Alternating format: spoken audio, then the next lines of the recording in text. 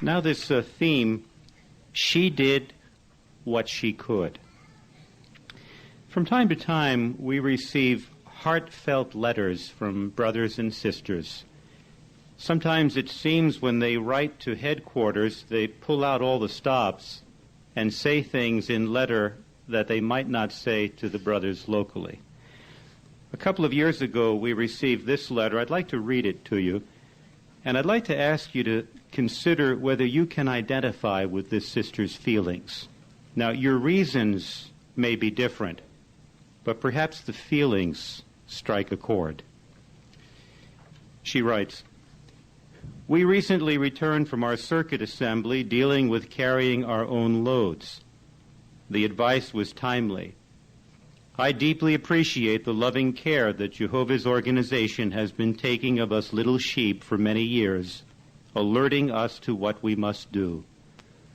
It strikes me as very ironic, though, that often the ones who leave such assemblies with their consciences really pained are those who are stretched out to the max.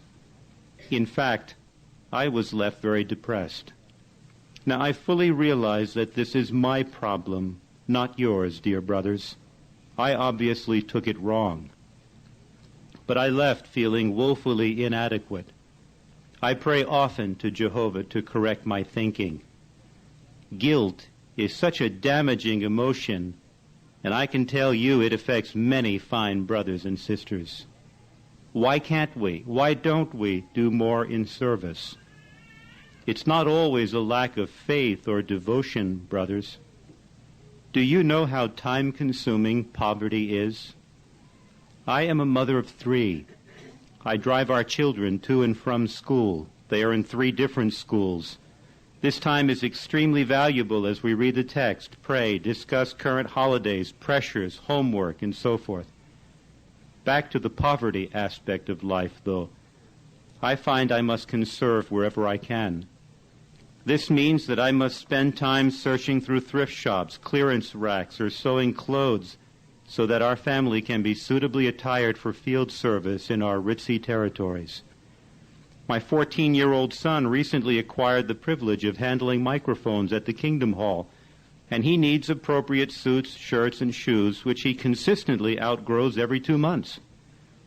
We need warm winter clothing brought out of the closets, washed and ironed, and ready for the 5 of us.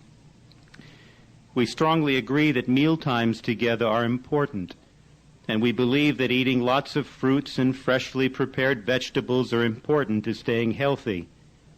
But this necessitates my driving 20 miles to a farmer's market.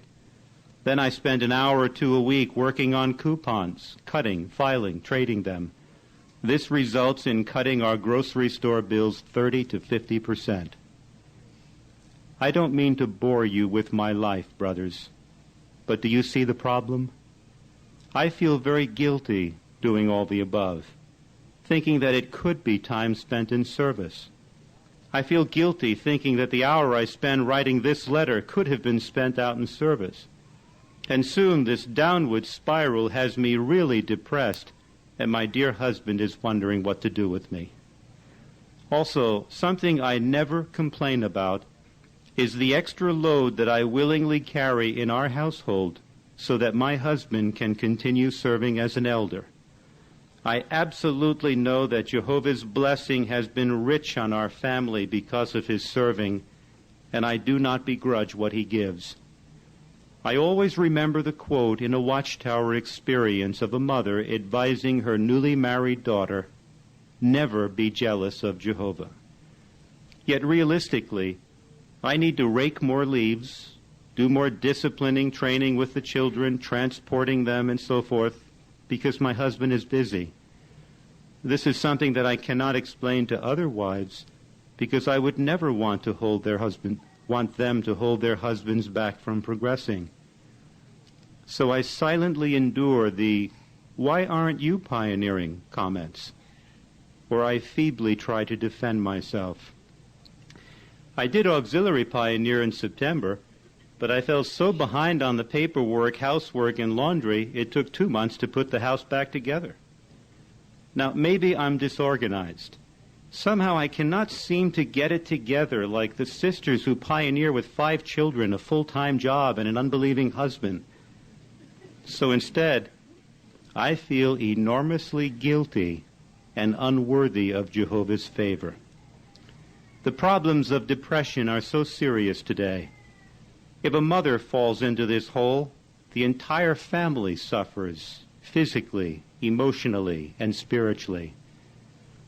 There must be some way, though, to lift the guilt off of many diligent, hard-working sisters and brothers who are stretched to the limit. You don't need to reply to this letter. I have already taken away your time from important spiritual things. With Jehovah's sustaining power, we will all resist Satan's devious attacks on our minds, our families, and our congregations. And then she signs it. Now, can you relate to what she says? Have you ever felt guilty that maybe you're not doing enough to please Jehovah? Now, perhaps it's not poverty that limits you. Maybe it's health. Maybe it's advancing age. Maybe it's family responsibilities. But when you're not able to do all that your heart yearns to do in pleasing God, it is so easy to feel guilty. Guilt can displace love as a motive in serving God. Now, let me make clear that I'm not talking about a person who chooses to do less because he's distracted by the material things of the world. I'm talking about the conscientious brother and sister whose heart burns to do more and who beats himself up because he can't. Now that raises some questions. Questions like, what does Jehovah expect from each of us? How can you know if you personally are doing enough to please Jehovah? Well, to answer those questions, let's take a close look at a touching Bible account found at Mark chapter 14. A few days before Jesus died, we read what happened. Mark chapter 14, and we'll look at starting with verse 3.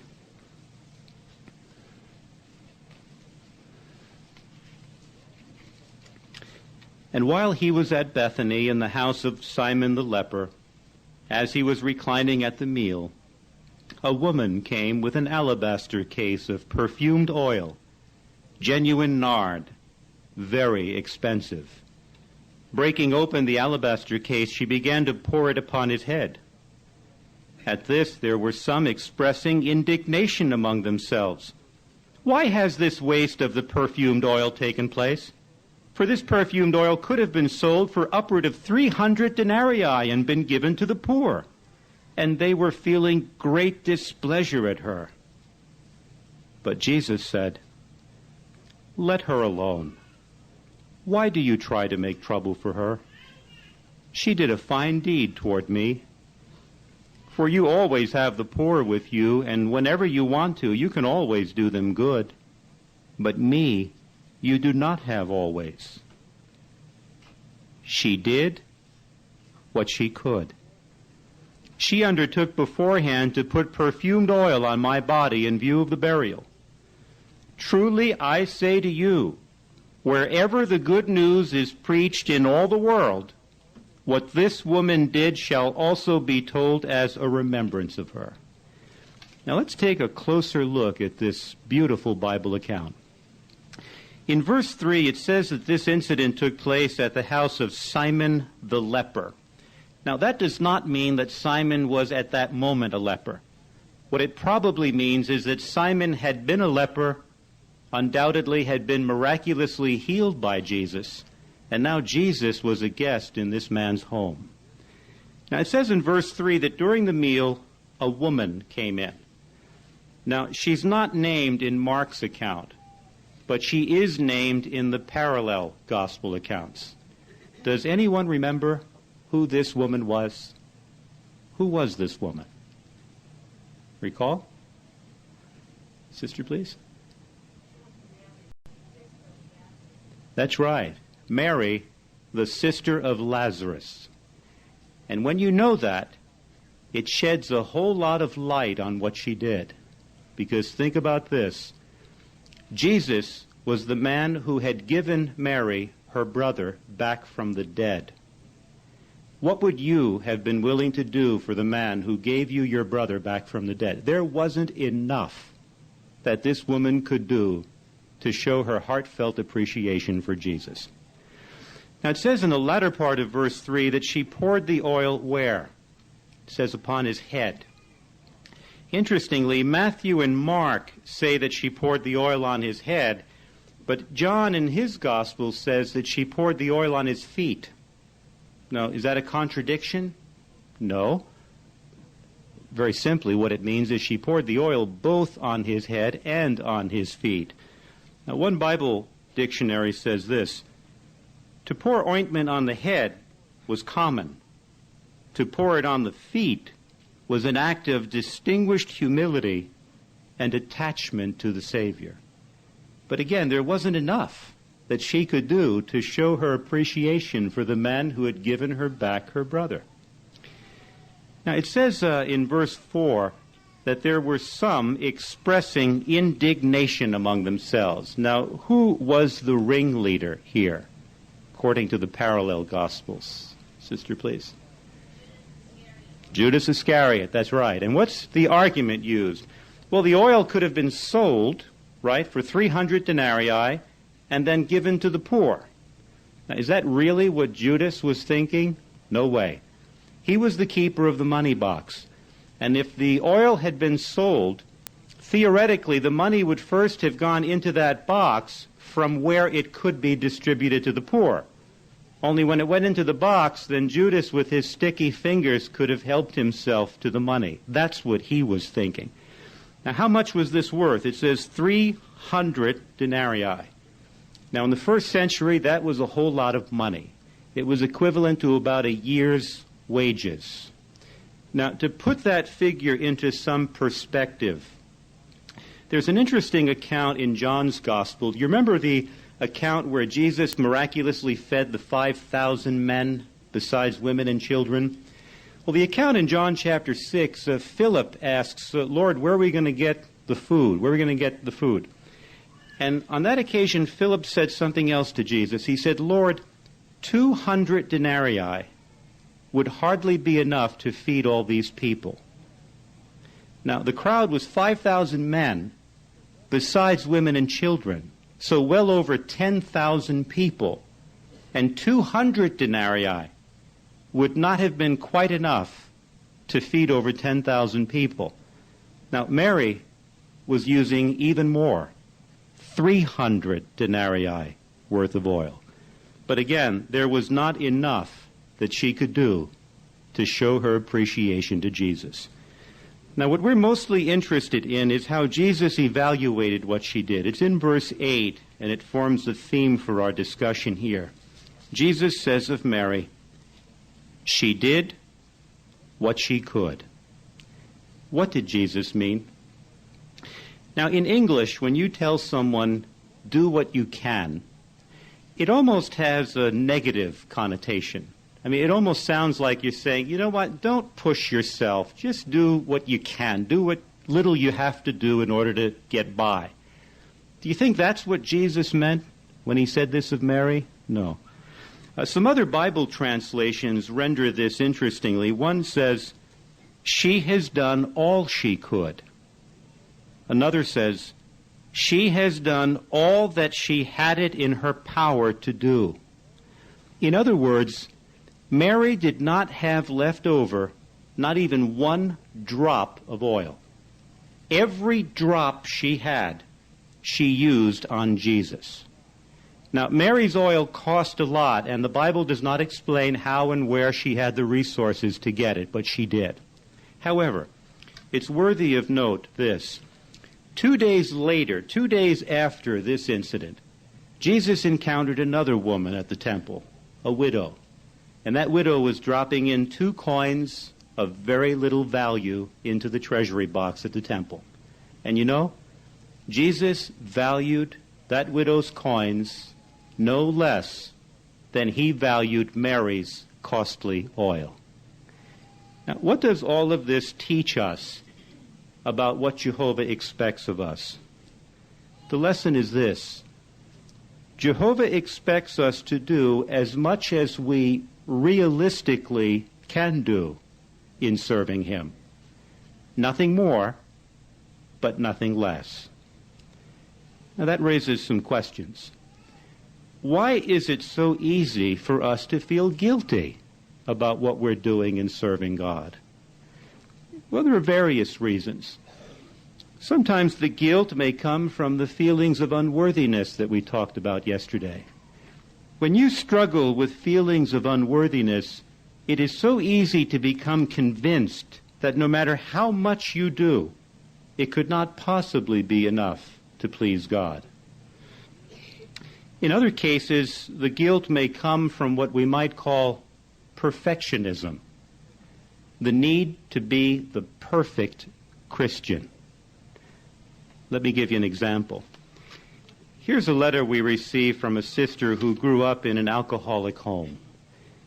And she describes in detail what she experienced as a child growing up. I'll just read an excerpt from it. She says, on occasions, my father would make me and my 5 brothers and sisters sit on the couch and watch him beat my mother. Because of this, I cannot stand the smell of stale alcohol. I cannot stand to even hear 2 people raise their voices at each other. She goes on to explain in the letter that from the time she was a child, she developed the need to be perfect. You see, because children often take responsibility, blame themselves for what's going on around them, she blamed herself for her father's drinking. And she became convinced that if she was the perfect little girl, then she would not upset her father. And if her father didn't get upset, he wouldn't drink, and if he didn't drink, he wouldn't beat her mother. Well, she grew up, she came into the truth, and guess what? She brought into the truth with her the need to be perfect.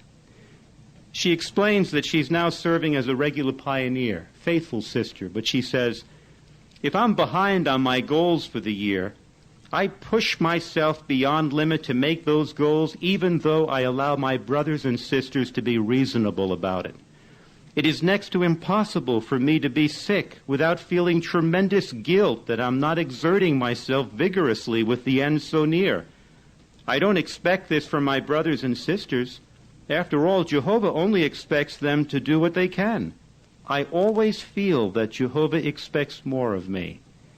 So sometimes it's perfectionism, the need to be the perfect Christian, that can cause the guilt.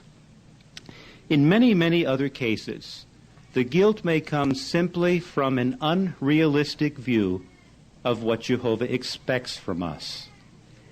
You know, there are times when we may imagine that Jehovah demands more from us than he actually does. The Watchtower back in 1995, the December 1st issue, put it this way: inappropriate guilt may result from an unrealistic view of what Jehovah expects of us. I had felt that unless it hurts, you must not be doing enough, admitted one Christian. As a result, she set excessively high standards for herself, and then she felt even guiltier when she was unable to reach them.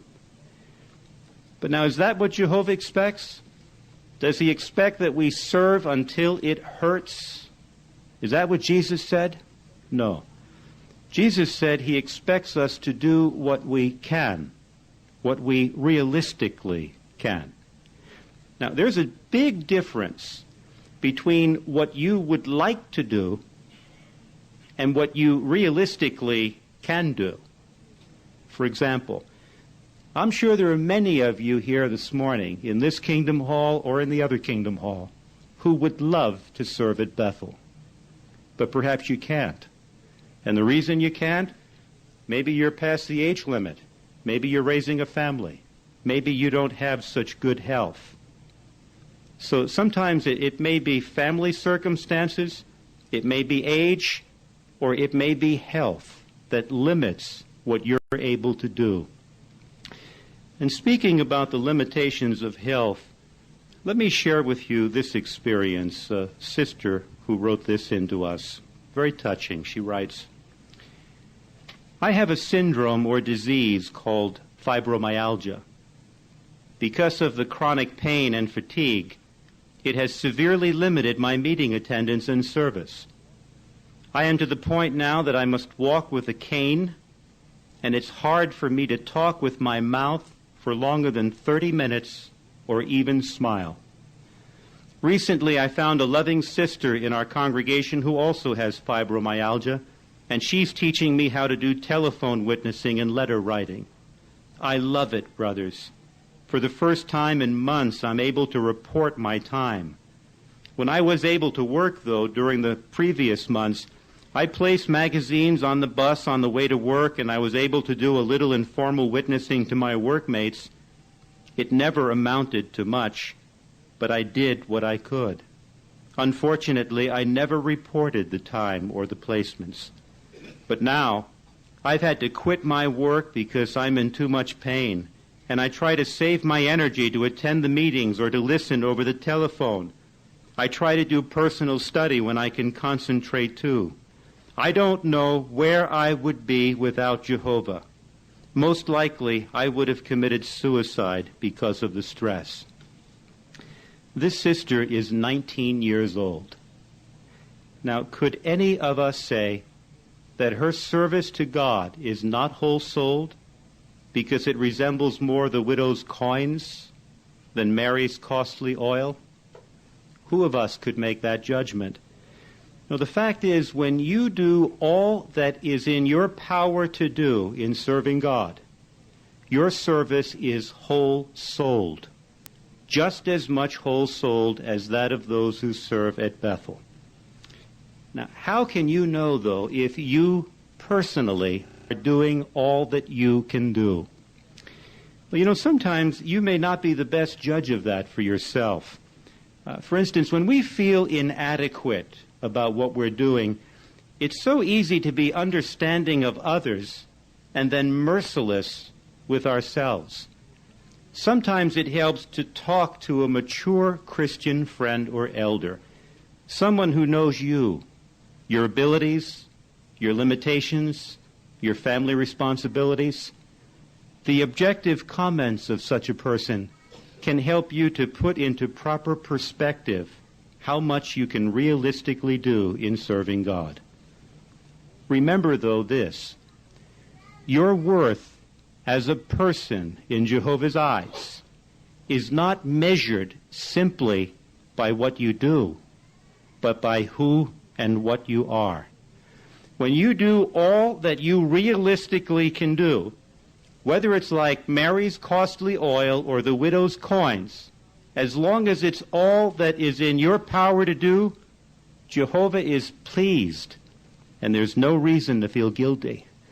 And when you shed the guilt, the joy in serving God can return.